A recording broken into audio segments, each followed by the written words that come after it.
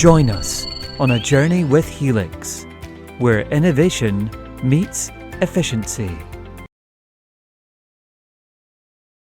Hi everyone, we're just going to give it just a few more seconds here just to get everybody comfortable, and we'll to start today's session.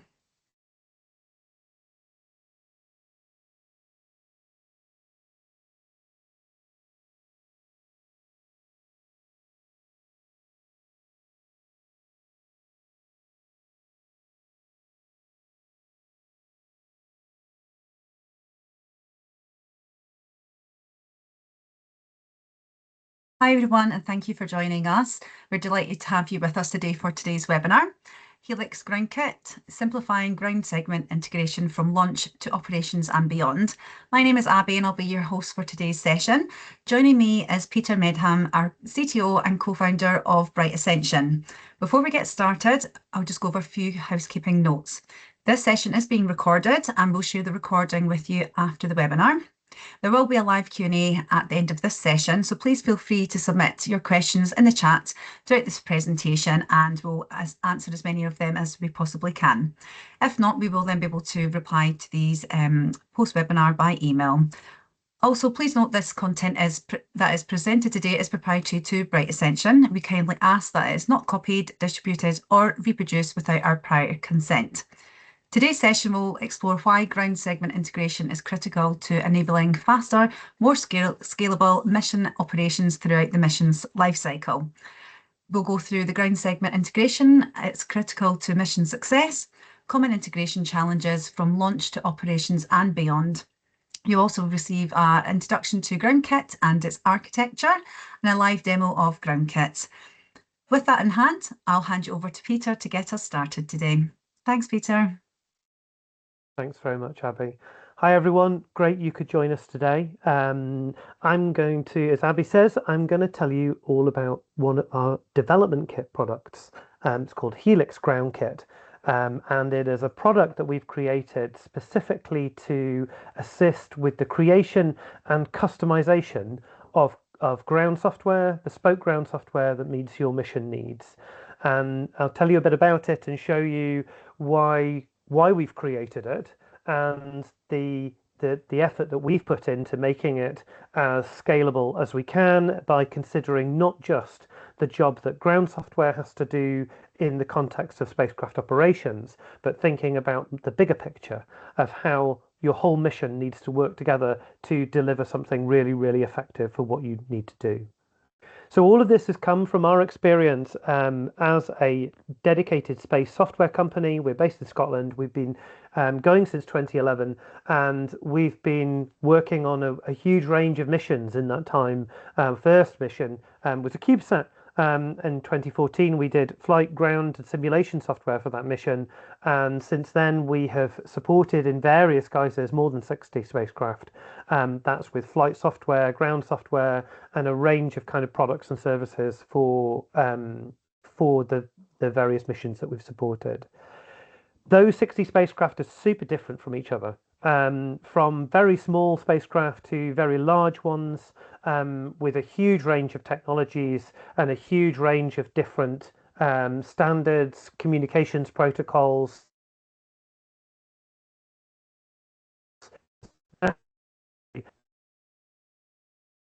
Given that in order to be able to put together a mission with a big amount of diversity in it, you need technology that can help you integrate really diverse tech, diverse ways of working.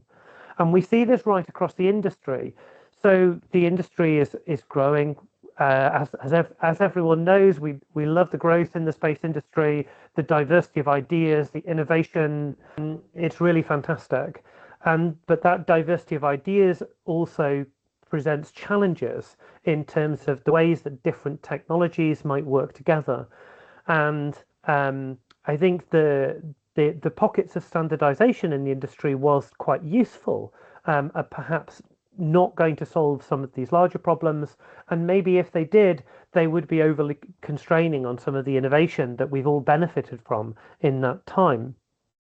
So what we have been trying to do is to create a product and a set of technologies that help address the challenges from this diversity, challenges to do with things like integration, to do with the fragmentation, siloing of data, inefficiencies as to where systems go together, try and address those problems without massively constraining the overall space architecture.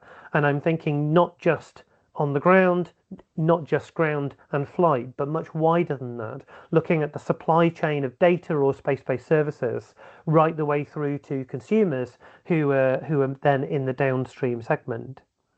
So through all of that, integration from the flight right the way through to the ground is kind of the core of what we're all doing. Is the core of trying to build successful missions and trying to create efficient missions that deliver a cost-effective service, whether that be data-oriented for, say, Earth observation, whether it be communications, whether it be some other kind of service, whether it be space situational awareness, in-orbit servicing, any of the many different booming applications that we're seeing at the moment. Any of those needs to be able to get to market quickly. It needs to be able to scale. It needs to be efficient with a low total cost of ownership. It needs to be secure, and it needs and it all needs to fit together, not just as a system, but in time. It needs to be maintainable, and it needs to grow with you as your organizations grow, hopefully, and meet new needs from the space industry as it evolves. And this isn't just a nice to have. For the space industry to be successful, we think this is really foundational from what the industry needs. To address that, we have come up with a technology that we call HELIX. And so it's I'll tell you a bit more about it as we go through this. It's a core technology which looks at these challenges head on. It looks at the challenges of integration, of efficiency, of the way things need to go together across these supply chains. And it does that through a technology and a platform that we bring to availability through a set of products. And there's two kinds of products in there. There are off-the-shelf products that are meant to address a particular need. So I'll call out a couple of examples of those. So HELIX Ops is our mission operations software. It's a complete mission operations package. And so that's for use on the ground.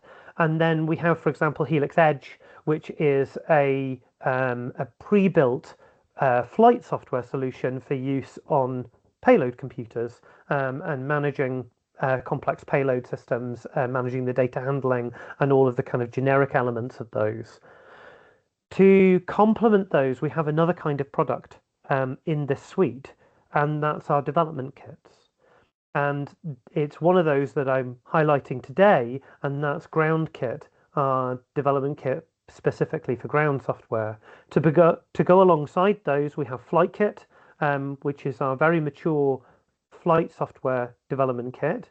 And we shortly have AppKit, which is for developing data processing applications in a lightweight and portable and mobile, actually, way for a huge amount of flexibility in things like data processing. But today we'll look at Groundkit and how that fits in to the overall architecture. Underneath the hood, all of these products are built on the same DNA. They are built on some key aspects, key factors that help them do what they do.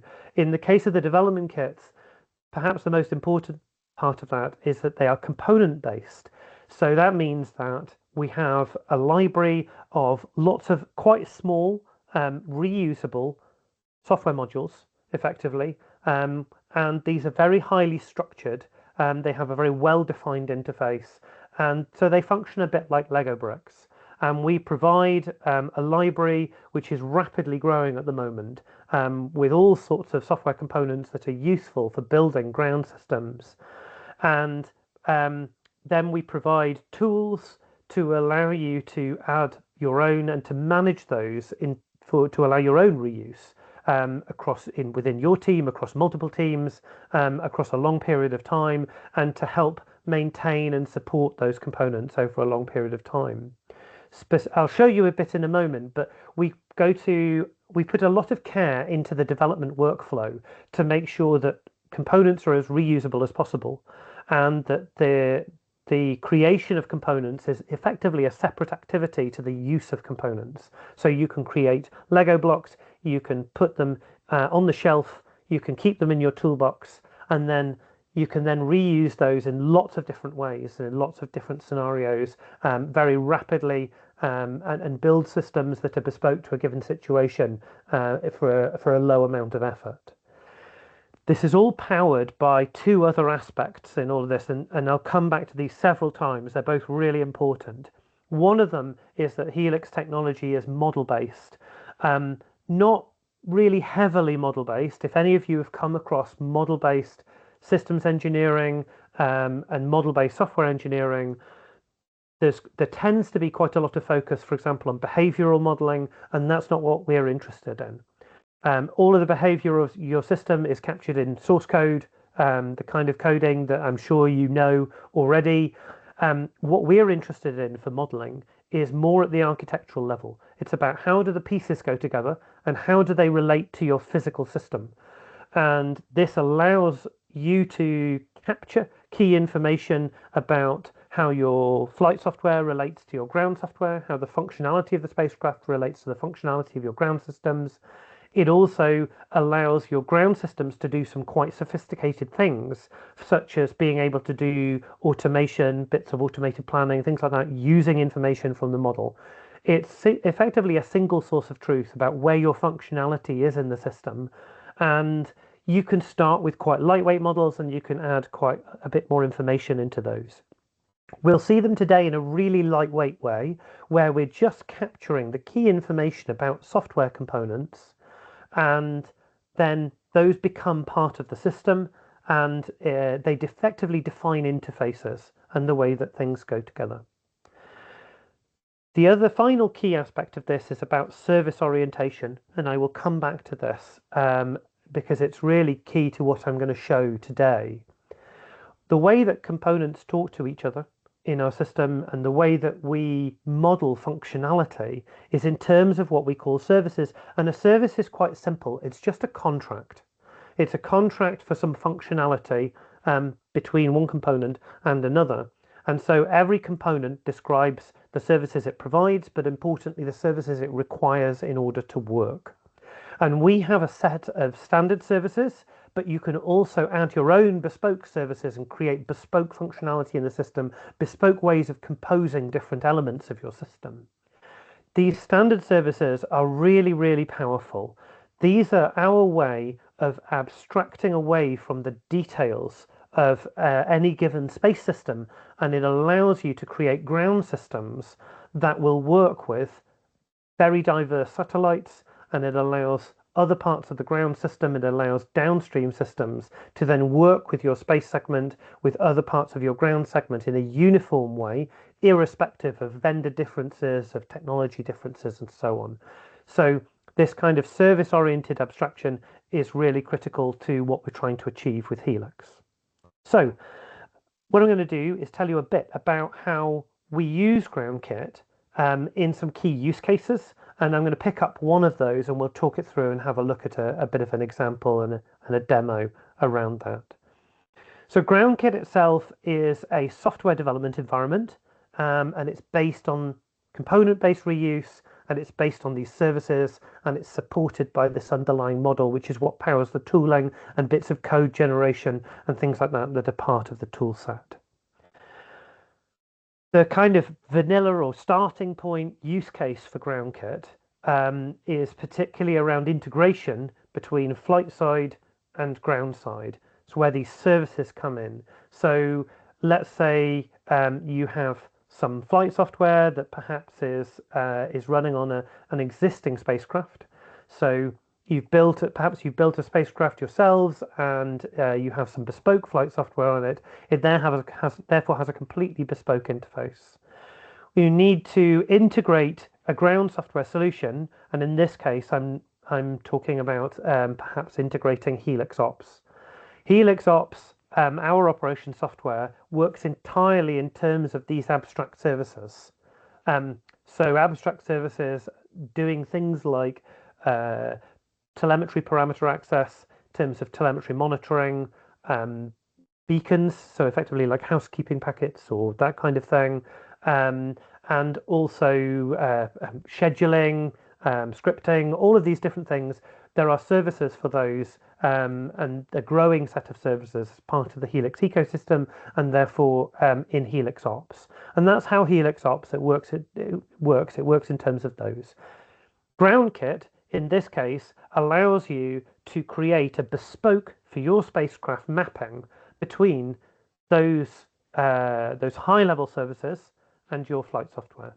So, for example, there is a flight software. There is a service, sorry, a Helix service for file transfer, and the high-level services are quite a high level. It just has some operations as part of that contract which allow you to perform file transfers.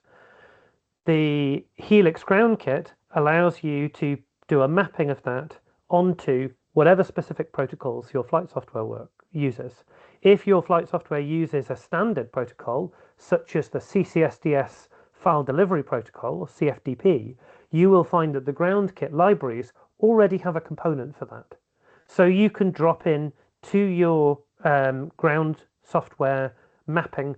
You can drop that component in and integrate it in your bespoke mission way, and it will work. And that allows you to leverage bespoke functionality.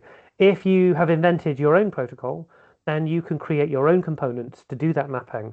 And either way, Ops can then work with that in the standard way using the standard UIs and everything else. And that also applies to any other kind of mission operation software. In a development environment, particularly if you're using our Helix Flight Kit development, Groundkit is great for building ground side test software. So building something which exposes an API, and I'm going to be showing you things at the API level today to try and show you the kind of the smallest pieces that you can build. And then that you can use that API from things like Python, from other kind of scripts, from other pieces of software you might write. It's very useful in a continuous integration and continuous delivery environment. It's very useful in automated testing environments. It allows you to create bespoke interfaces to integrate to your flight software. It definitely in the case where that's Flight Kit, but also in other cases where it's not. And then putting those pieces together, you can use Groundkit for any kind of ground-based integration. And then as new components are arriving in the libraries, to go beyond that and build complete bespoke ground software of your own. And I'll talk a little bit about some of the components that are coming to the libraries that really will allow you to build bespoke ground software and get started with something that ends up quite functional very, very quickly, despite whatever your flight software solutions are. So I'm going to put a little bit more detail into this component-based approach before I dive into some code and show you what things really look like. I think the issue with the code is that it can be easy to lose the wood for the trees, and so I'll try and paint a picture that's a bit bigger to begin with, and then we'll get down into the detail. So the idea here with the component-based approach is really to give you the best of two worlds. It's to give you a set of reusable components that already cover many of the mission functions that you need, and in the case of Groundkit, already covering a lot of standard protocols and other communications elements that you might want, that you're very, very likely to want to use.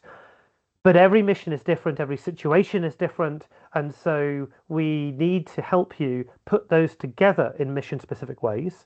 So to take the components, the Lego blocks off the shelf and compose them in a way that's bespoke to your mission, configure them for your mission, but then also to add your own and to make that as easy as possible and to help you benefit from all of the characteristics that we've put into this Helix development workflow.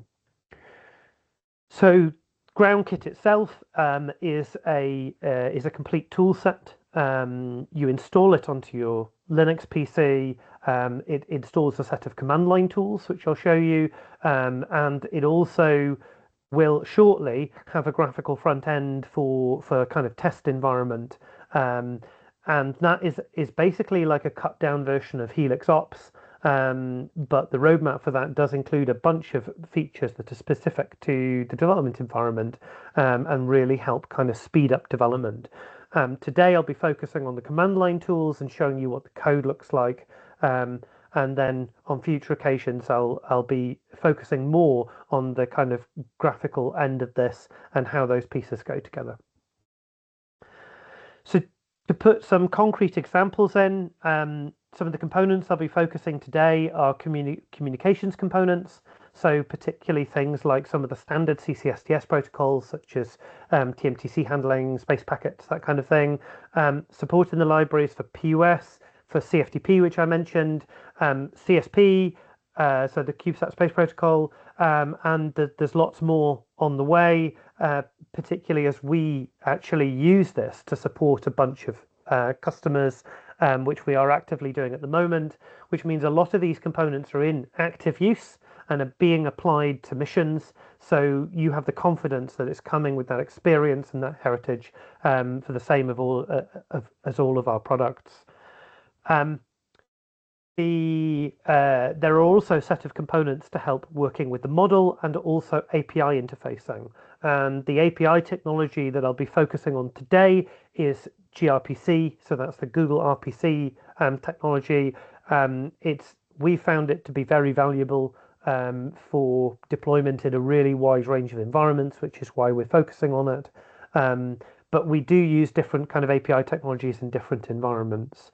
And the way that Groundkit is built, in fact, all our dev kits are built, is that they're not wedded to a particular API technology.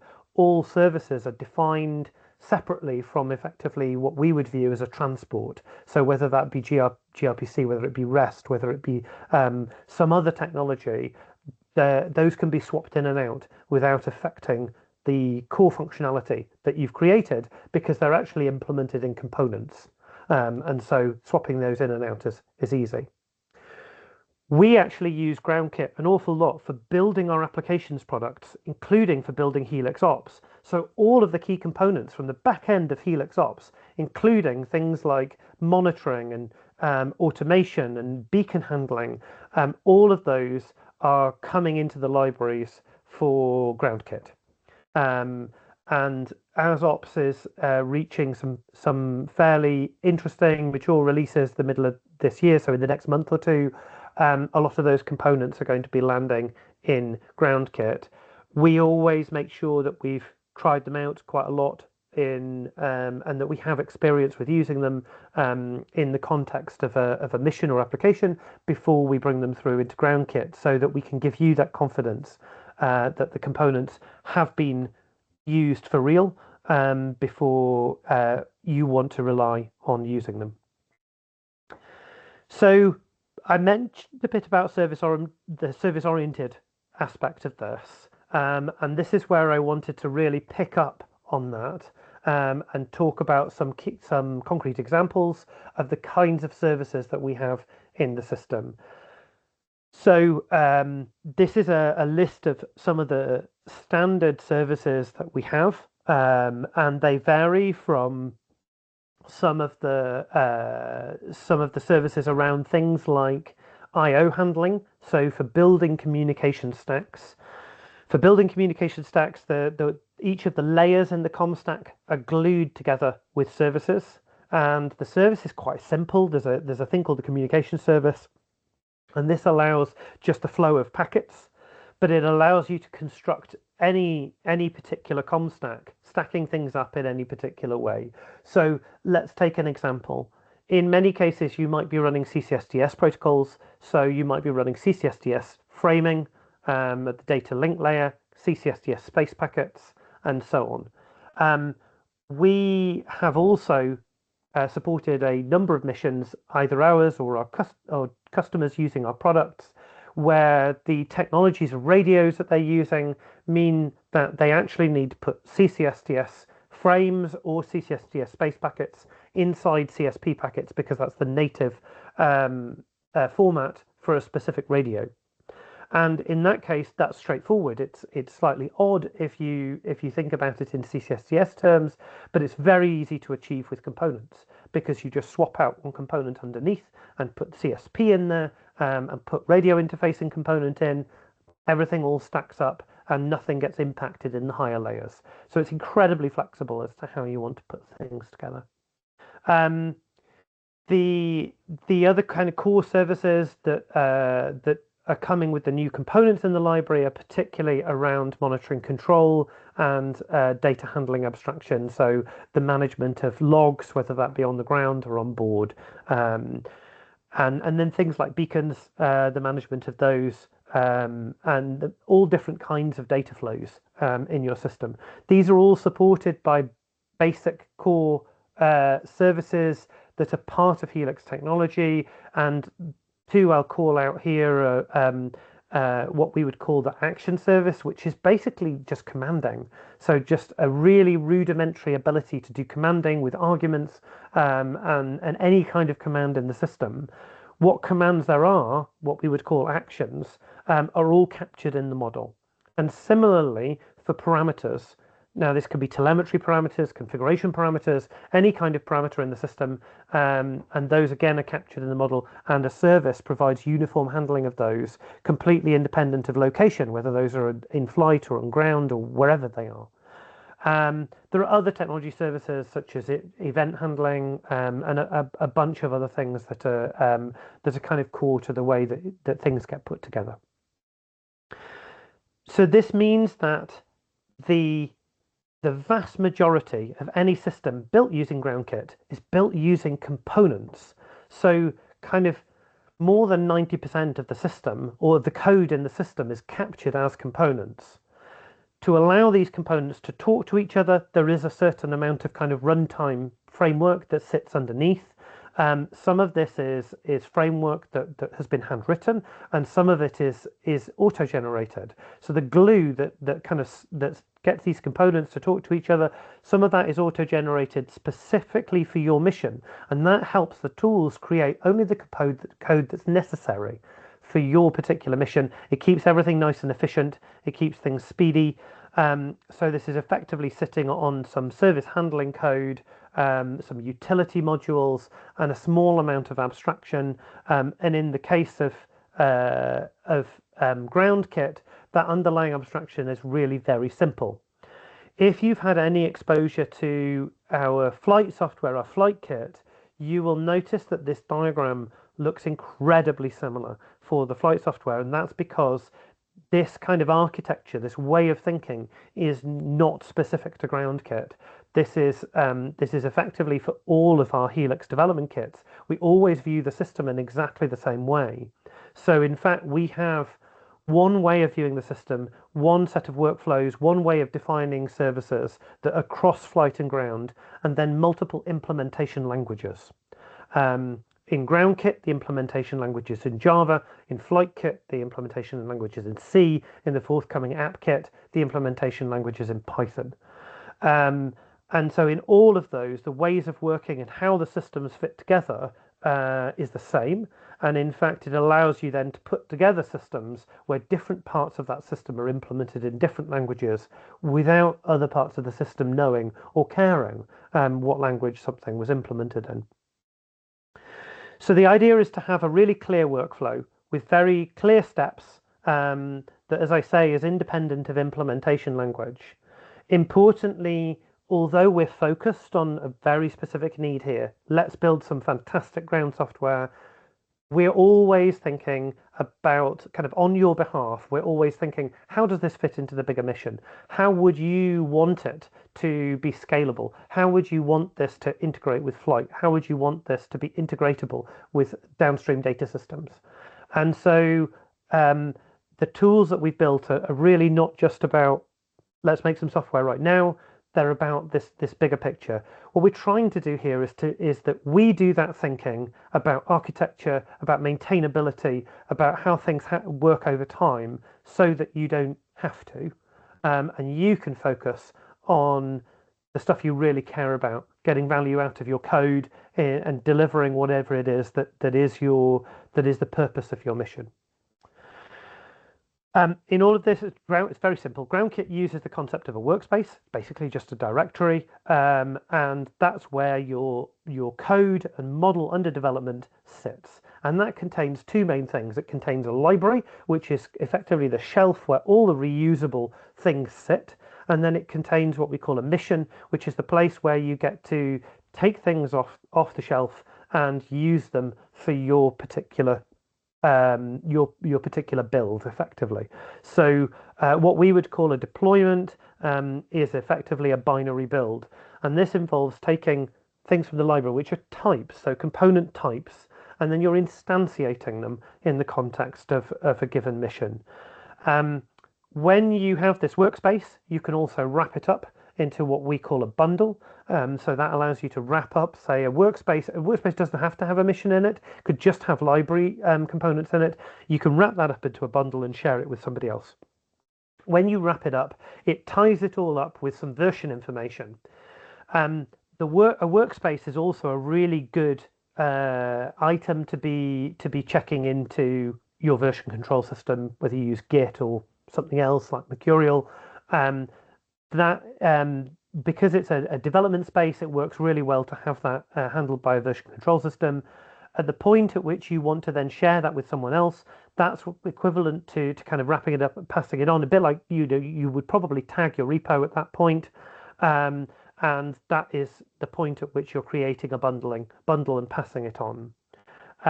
So bundles are the unit of dependency. So when you create a workspace, you also say, oh, this workspace is going to use that bundle and that bundle. So when we provide you with off-the-shelf components, they come to you in the form of a bundle. So to try and put some pictures onto this, hopefully it'll make a bit more sense. The workflow works by first you create a workspace, and then you would import the dependency bundles into that workspace that you need. Once you've got that workspace, you've got the dependency bundles, you can then start creating things in the library, such as component types, and I will show you this in a moment. You can implement those component types, and then when you want to do something with that, you can create a deployment type. So this is like a template for a real binary that can be used at some point in the future. So all of that's type stuff. All of that is reusable. So you could wrap up that workspace as a bundle and pass it to somebody else, and they can do the same sort of thing. They can create a workspace. They can put a mission into that workspace. They define the kind of important parts of the physical system. You can be quite light touch about that, or you can be quite sophisticated, and that really helps with modeling kind of operational constraints in your system. So knowing that something is a spacecraft is very useful for doing, say, operations planning. You could then instantiate a deployment from one of the deployment types in the library and associate it with that physical system in the context of the mission, and then you can build it. You get a binary out of that, which can be executed, can be deployed wherever. It can be deployed incredibly vanilla. You can deploy it containerized. You can deploy it wherever you like. But it also exports a model. That model export there's a binary form of that, which can be used with elements that we provide with Groundkit for API access to that model. So it allows model inspection, basically. Or it also generates documentation, because the underlying model is not just machine readable stuff, it's also human readable stuff. So it will also generate HTML-based documentation, which can be provided to, say, operators or anyone else using the system. And so both of those can be released as part of your development flow. So I'm going to go through some really simple steps with you today, show you some of the basics, and take you on a very basic trip of through the kind of main parts of the Groundkit workflow. The main thing I'm going to do is show you a running deployment, and what I will do is take you through. I'm actually going to start by taking you through some of the code so that some of the running deployment makes sense, and I'll show you interacting with that at the API level. and I'm going to use a tool to directly access the gRPC API in the way that any other third-party software could access the thing that we have built using Groundkit. And then I'll take you through some very simple key steps from the workflow just to show you those. And hopefully those will draw out some of the key concepts of the way that Helix works and the technology and the way it would look to you as a developer using this technology. So I'm actually going to start by, I'll switch to VS Code. This is VS Code loaded on a workspace that I have created. And apologies if this is very tiny. I hope it's coming through okay on your screens. There's a bunch of stuff in this workspace. Some of this is completely optional, and it's stuff I've dumped in here to make my life easier during this demo. So ignore kind of the dot directories at the top. They are internal directories used either by VS Code or by the tooling system for the management of bundle dependencies. These two directories here are my own to help with this demo. And they'll show you those in a moment. So the really interesting stuff here is this library directory and this missions directory. And so library directory is where this is our shelf of all of the elements in the library. I don't have any components,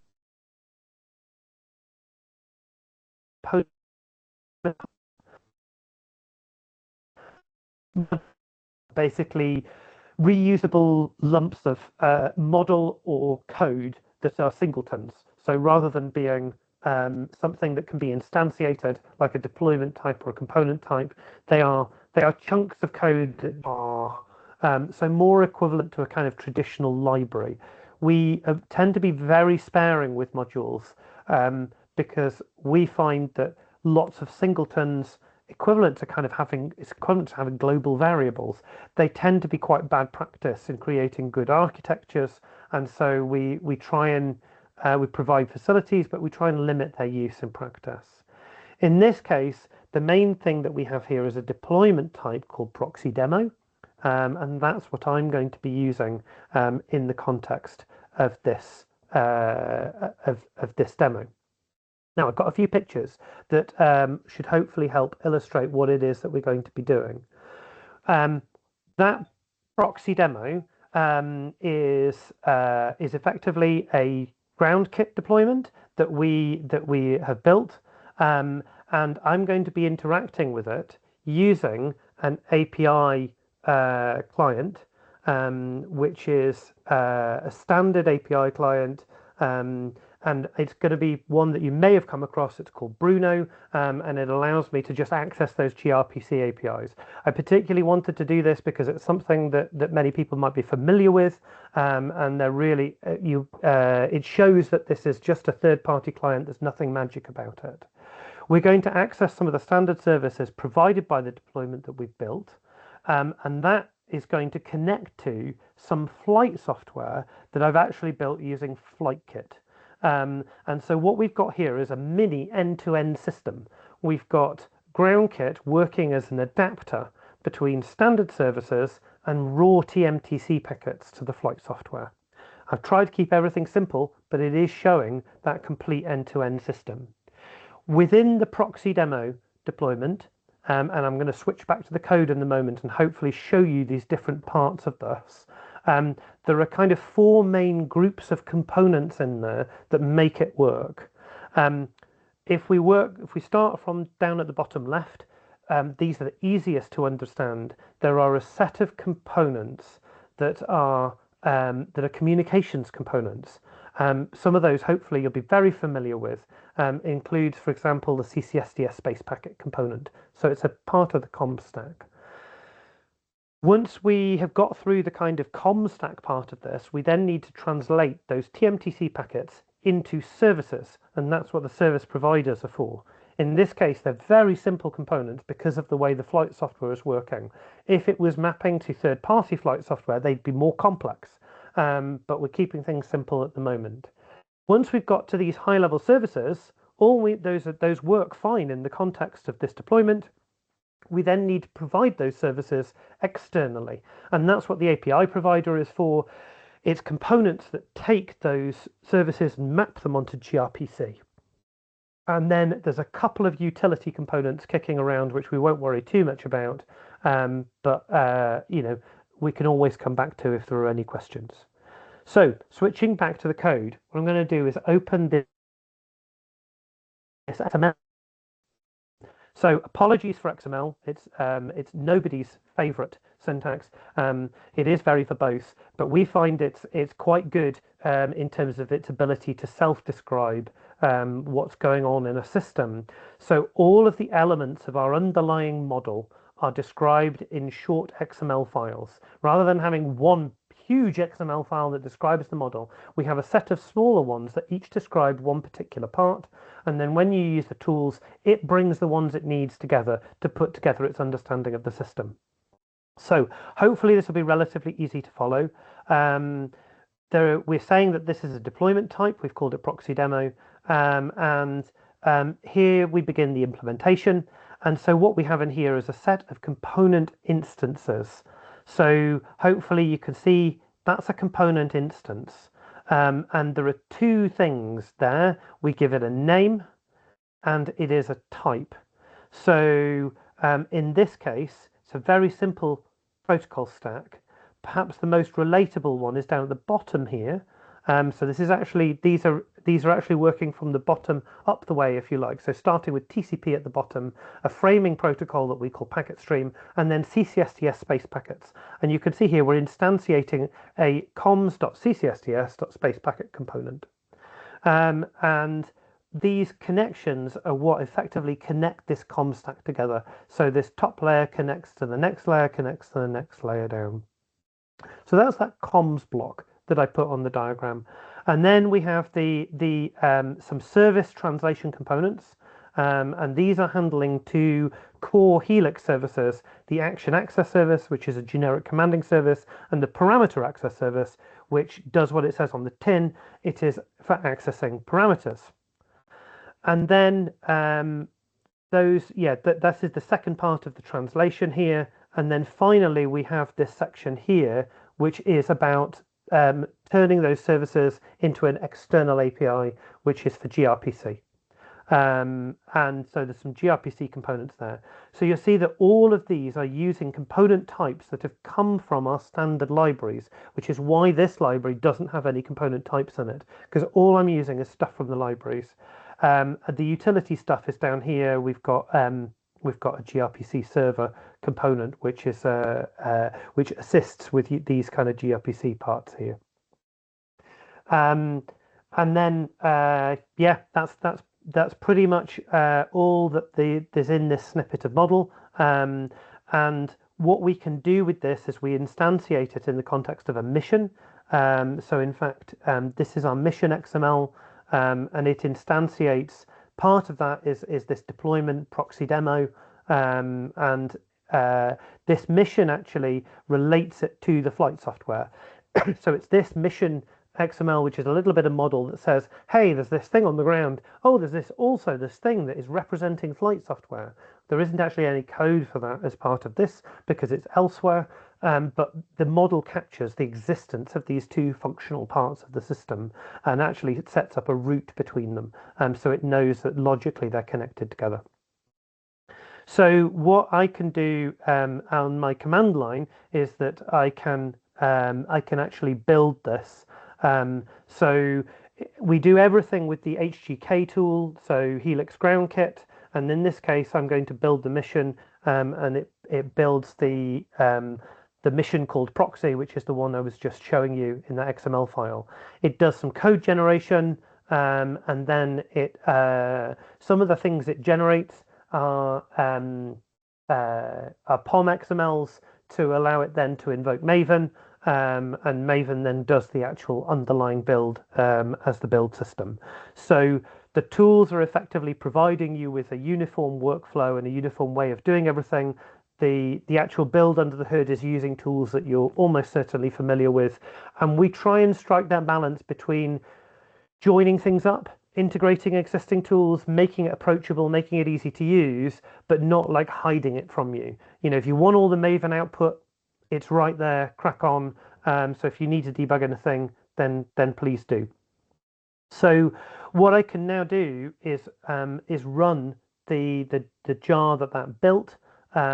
So I've got quite a lot of debug turned on here. So sorry about that. This will be a bit of a wall of debug log output. That's all of the components starting out up, particularly the gRPC components. It's showing those all starting up and connecting up. What I'm then going to do on this terminal is I'm actually going to launch some flight software. This was built using FlightKit. It's actually one of the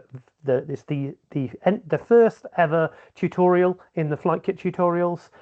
It's built for Linux, and it's really simple. But at the moment, all that does is it sits there waiting for packets on a TMTC link. So there are two things that we can do with this. There's a component in the flight software called version. It has an action on it, so a command called dump version, which dumps out version information to this console that you can see there. It also has a parameter, a telemetry parameter, which is constant, which is the version information. And so we can actually pull that version information down to ground. And so that's what I'm going to show you through the API. So I'm going to switch to Bruno now.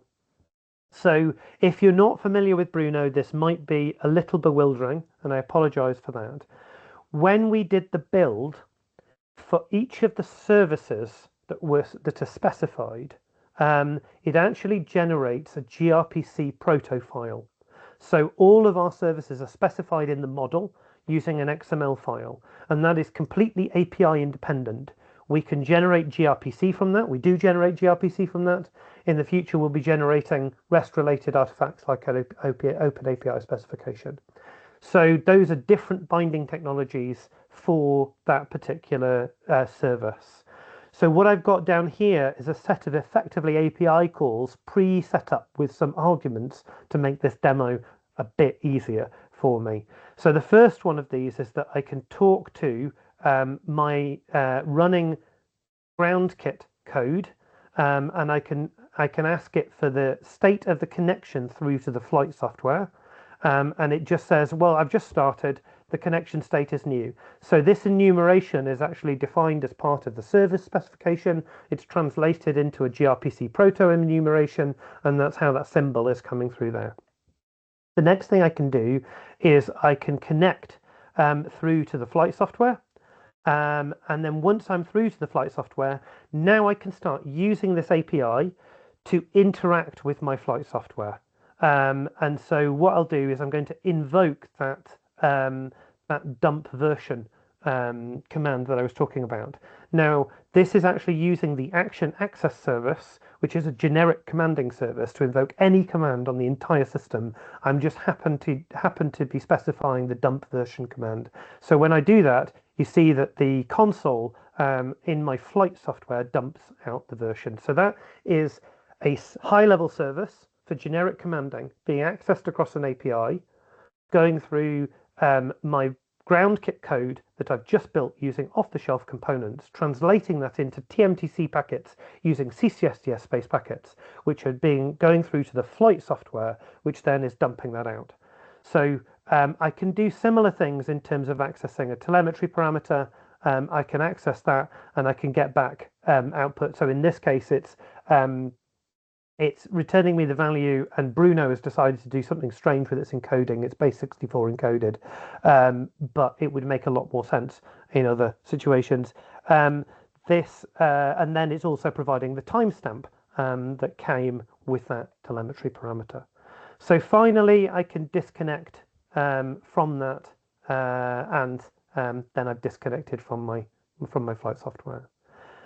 So we can do exactly the same sort of thing from Python. This is a little Python script, which actually you can see it's not very long. We've not done anything clever here. This is accessing standard Python using the standard Python gRPC IO tools. And what I'm doing here is an exact replica of what we've just done with Bruno. So if I go here and I just go to this terminal, I'll just run that Python script. You'll see we get output just like we did from within Bruno. You see there's a second dump here because I got it to do a dump version, and everybody's happy. So that basically is kind of an end-to-end trip through the use of these of Groundkit in practice for interfacing. So just to kind of finish things off, I just want to just show you a few other kind of steps in the workflow. So what I might do is I'm just going to let's start from scratch. So if I create a brand new workspace, so I can do workspace, create HGK demo. So this is brand new for you folks. I'm going to create a new workspace. So in we go. We have our new workspace, and it's in there. This is an empty workspace and it has no dependencies at the moment, so that I can't use anything from the bundles that have been provided with Groundkit. So the first thing I need to do is to set up a dependency on one of the main bundles that we ship with Groundkit. So I'm going to do HGK workspace bundle require, and then Groundkit foundation is the main bundle that we provide. And so it says, oh, I know about Groundkit Foundation, but you didn't tell me which version of Groundkit Foundation you want me to use. I'm going to assume you mean the latest one and pull that in. So that has effectively gone to look in the local bundle repository because it doesn't access the internet without your permission, and it just sets up that dependency for this particular workspace. And so what I can now do is prepare my workspace for use, and that's all set up for use. And it's kind of unpacking the bundles and setting everything up ready to go. So what I can now do, in fact, what I might do is see if I can switch to a new workspace. So let's do that one. Okay. So this is created. It's not very exciting. There's the dot directories in there, a git ignore file in case you want to commit this to Git, and it's got the workspace XML, which helps manage the dependencies and things like that. But what I'd like to show you now is some very basic steps like creating a component type. So if I create a demo component type like that, what that does is it creates one if we look in the library, you'll see that there is a component type in here. And we can start adding things to this component type. And so this XML specifies the interface to the component type. We were talking about actions before. In this case, we are able to add some commands that this component type provides. So we could add a say hello action. This is where you would also add some documentation. This is what ends up in HTML. A very simple action. So we've got that component type model described. We can actually then generate the necessary code for that. I'm not going to keep going through all of this. I just wanted to show you some steps from the workflow, hopefully help you understand how simple the tools are to use and how much they guide you through this workflow. If we go and have a look inside the library, you can see that there is in here then Java code for this that has been generated for this component. So this is now the skeleton that you fill in to implement your component.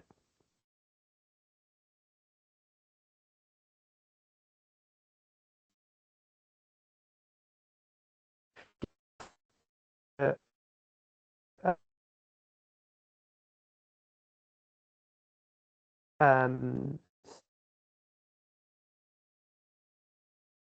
and then there is a HELIX equivalent to a kind of function if it's ever needed.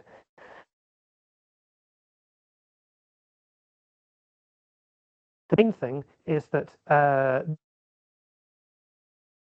which fits with the action that we gave.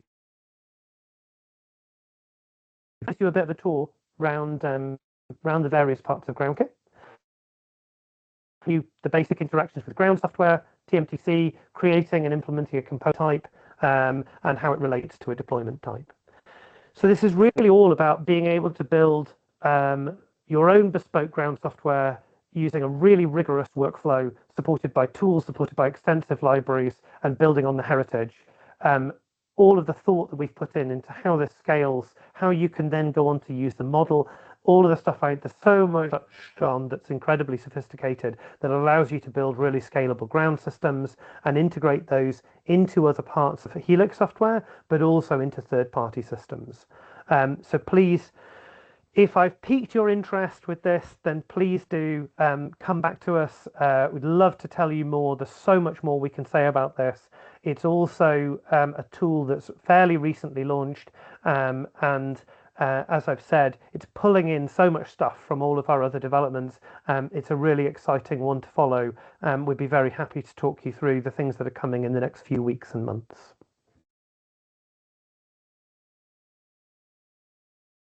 Abby, there we go. Yes. There we go. Thanks so much, Peter. Now it's over to everybody here as part of the webinar. We'd love to hear your questions. We do have a few minutes here, so if you have anything that you would like to say, please pop it into the chat and Peter will be quite happy to answer that for you.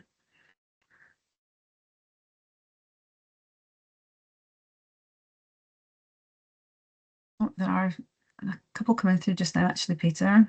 Just wait a moment.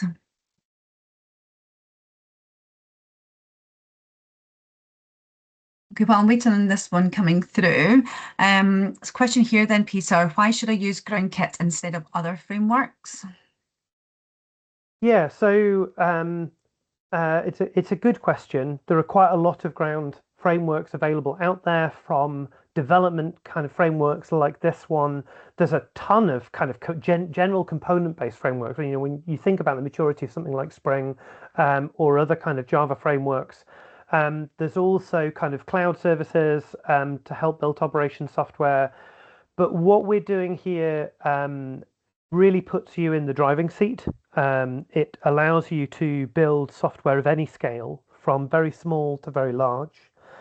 There's other elements of the development workflow I haven't shown you, to do with being able to compose multiple deployments, particularly intended for cloud deployment and containerized deployment, and to be able to cope with more dynamic systems.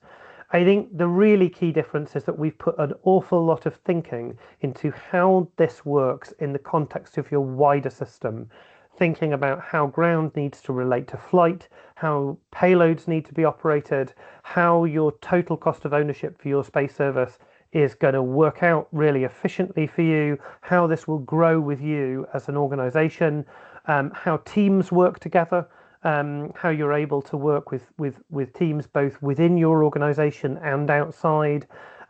We've put a huge amount of thought into all those different aspects, and that's unique. No other solution other than HELIX tries to cover all of those different bases, and tries to do it in a way that supports you but gets out of your way when you just want to write some code. Thank you, Peter. We have two that are typing in the chat at the moment, but the questions haven't come through just yet.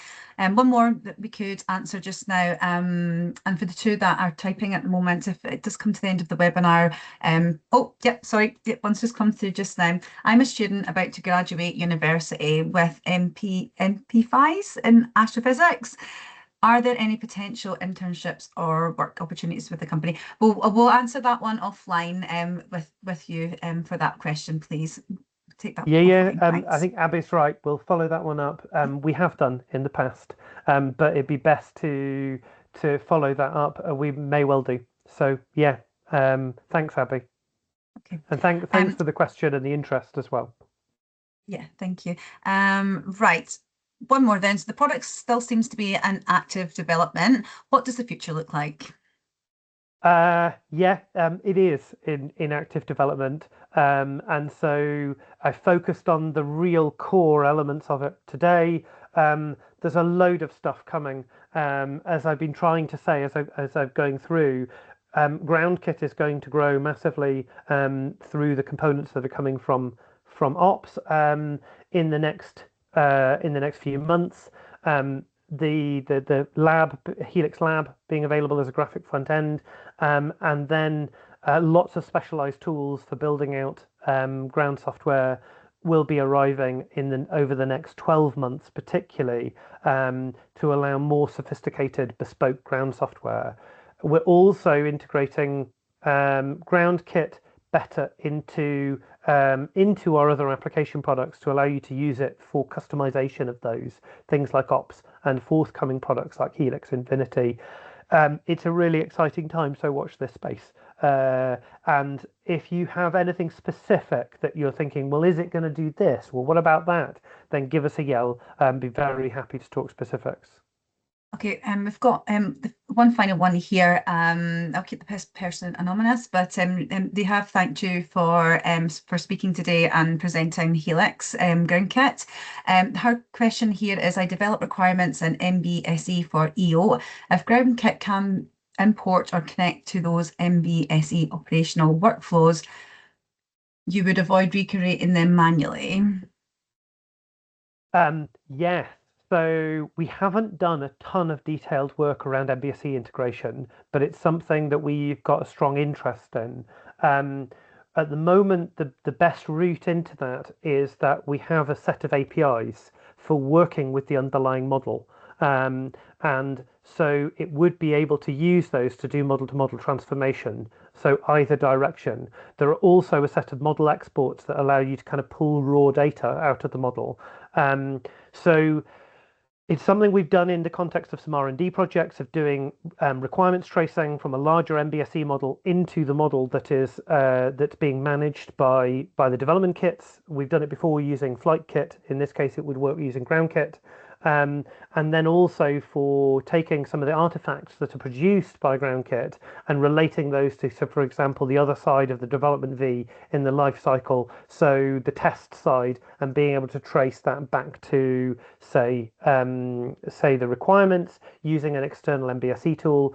Also modeling of the physical system. The physical model in GroundKit would overlap with any kind of physical model I imagine you would have at a systems level in MBSE, and just getting those to line up is the important thing. If it's something you're super interested in, please follow up with us because we have done. It's only in an R&D project at this level of detail, but we worked with a partner who looked at ontologies for mapping between different models of different vendors, but including ours. And so looking at meta model alignment between those. But yeah, it's something that concretely API access. Beyond that, talk to us. Okay, and I think we could wrap up now, Peter. Great. Well, thank you everybody for attending. Great to have you here. Really great to have some questions as well. Have a lovely afternoon. Thank you very much, everybody. Bye-bye.